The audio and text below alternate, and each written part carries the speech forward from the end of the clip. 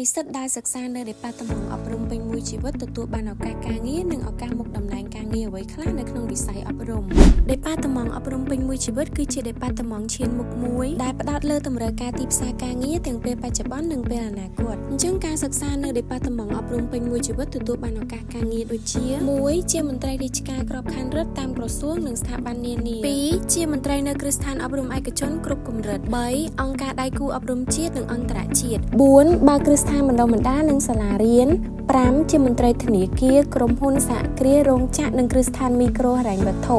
6អ្នកឯកទេសបណ្ដុះបណ្ដាលអាជីព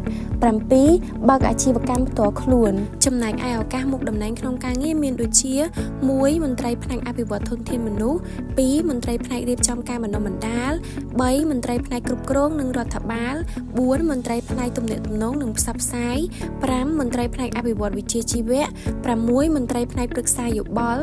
7មន្ត្រីផ្នែករៀបចំកម្មវិធីសិក្សា8មន្ត្រីឯកទេសអប់រំ